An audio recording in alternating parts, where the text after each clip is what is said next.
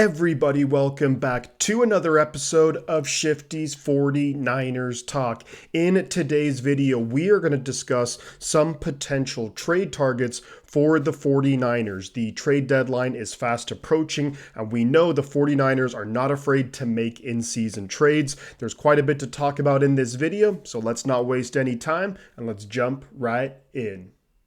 When it comes to the players that I think the 49ers could target via a trade, I'm going to divide this into two separate categories. The first one is going to be basically pushing all the chips in, going all in, a home run big time trade.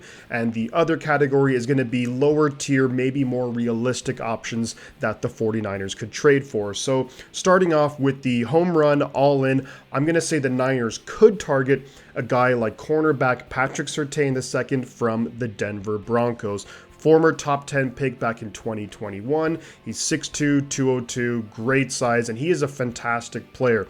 The Denver Broncos 1-5 on the year, so their season is pretty much over, and you think they might look to rebuild, to basically blow it all up and start over with Sean Payton, who I still think is a good coach. But getting back to a guy like Surtain, I think he is a fantastic player. He was an all-pro last year, 7 career interceptions. This is a guy who is, widely considered a top 5 cornerback in the league. He's still very young. He's under contract for another couple of years. So what that means is he's going to come at a cost. And I think if the 49ers were to trade for Surtain, you're probably talking a first-round pick in 2024, a second-round pick in 2024, maybe a player like you throw in a guy like an Ambry Thomas, and potentially another pick or two as well.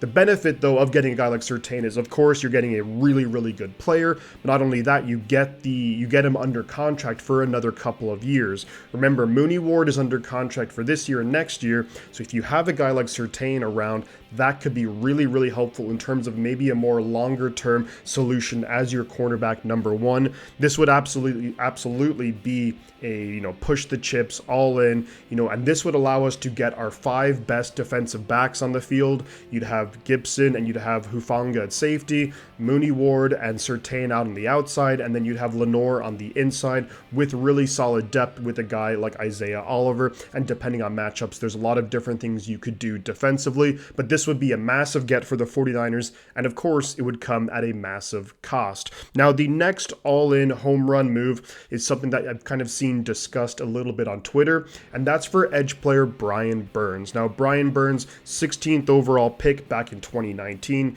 He's 6'5", 250, just that ideal prototypical size for that D Ford type role. When you look at him, he's been a Pro Bowler the last 2 years, just a great player overall. You look at his sack numbers from his rookie year, 7.5 sacks, then 9, then 12.5, and so far this year, he has 4 sacks on the year. You put him on this defensive line, and that would be phenomenal. Then you also look at the depth that this defensive line would have. Of course, on the edge, you'd have Nick Bosa, Brian Burns, then you have guys like Randy Gregory, Drake Jackson, Cleveland Farrell as your depth as part of your rotation. That would be scary. That would also be an all-in move. Now, I don't think Brian Burns would come at the cost of a guy like Surtain simply because he's in the last year of his deal. I don't think we'd be able to realistically sign him to a long-term deal considering we have other players to pay, so like Brandon Ayuk and Hufanga to name a few.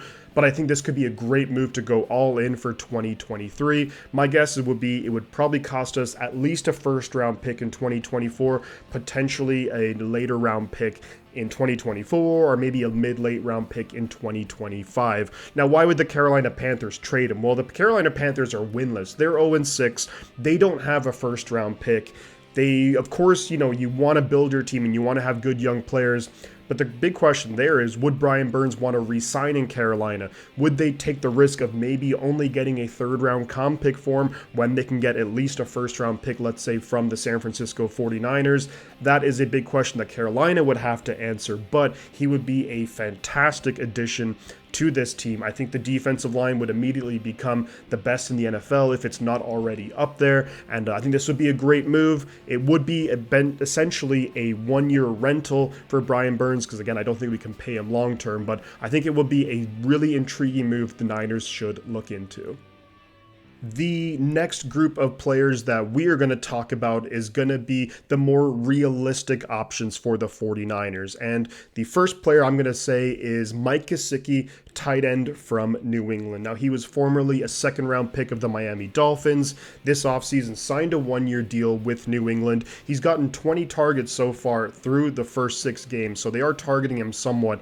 But why, you may ask, are we targeting a backup tight end for Kittle? Well, the 49ers this year have gotten nothing from their backup tight ends. You look at Ross Dwelly, you look at Charlie Werner, Braden Willis, like 0 catches. They've kind of done nothing. And we know that Kyle Shanahan in certain situations likes to dial up those 2 tight end formations to really keep defenses guessing. There will be certain game situations where maybe we'll want to go 2 tight end more heavy.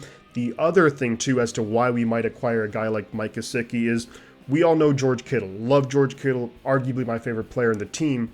However, we know that he also misses time. He's kind of, most seasons he misses a couple of games here or there.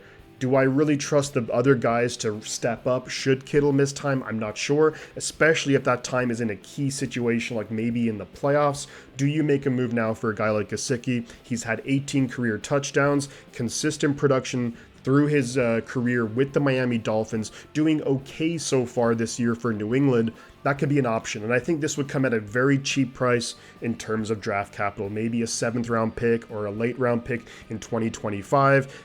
The Patriots, they're not tied to him. Again, it was a 1-year deal. Maybe they want to get some draft capital back. They're 1-5. Their season is all but over, especially in a tough AFC East. So I think this could be a really solid move for the 49ers to give us flexibility on offense. Now, the next player that we're going to talk about is going to be Jalen Johnson, the cornerback for the Bears. There were some rumors on Twitter that the 49ers made some calls about him, and I think it's a really solid option to go with.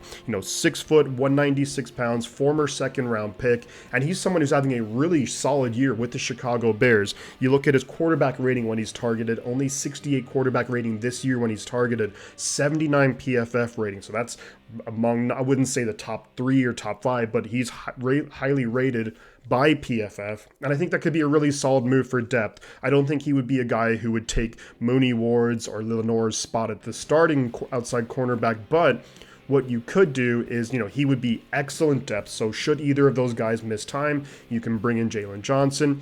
Or if you really like how he looks on the outside, do you potentially try and get your best defensive backs on the field and go Mooney Ward, Jalen Johnson on the outside and push Lenoir inside? And then you also have Isaiah Oliver for those bigger slot receivers. It just gives you more flexibility with the defense. Steve Wilkes is a really good DB coach, so I think he'd get the most out of him. He'd be coming to a really good defense with Jalen Johnson, so his play might even step up to another level. So I think it would be a solid move. Wouldn't come at nearly the cost of a guy like Patrick Surtain II. Maybe it would probably be a late round pick. Chicago, they're rebuilding. They have a ton of draft picks already, but they are in a big time rebuild mode. Do they stick with Justin Fields? Who knows? That's for another conversation.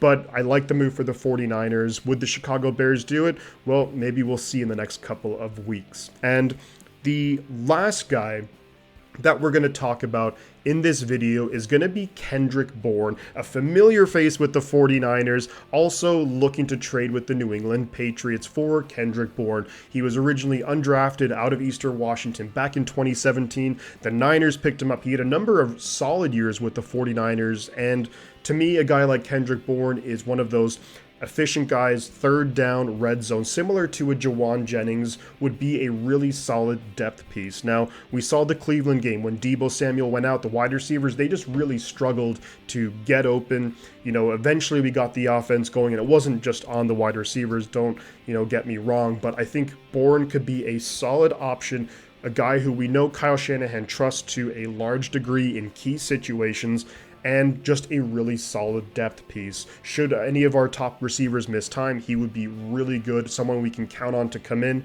And I also think because, of course, the 49ers are looking, playoff and Super Bowl aspirations, you want to have that depth moving forward. Potentially it means you move a guy like Danny Gray to the practice squad or what have you, and your 5 wide receivers on game day are Ayuk, Deebo, Jennings, Ray, and Bourne. Something to think about, though, a guy who we rely on, who we can trust in key situations. I think Kendrick Bourne would be a solid option. Plus, he would also come at a very cheap price, I think, in terms of draft capital.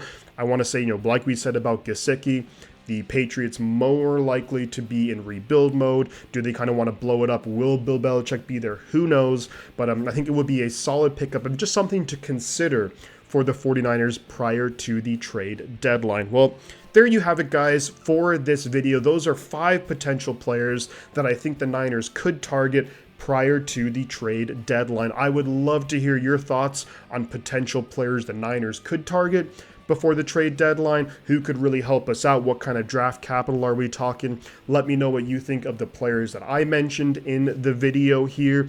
And if you enjoyed the content, guys, you know what to do. Like the video, share it on social media, subscribe to the channel if you haven't already. Would greatly appreciate that. I'm going to head on out of here, guys, but before I go, I'm going to say 2 things. The butt counts, and I'll catch you guys on the flip side.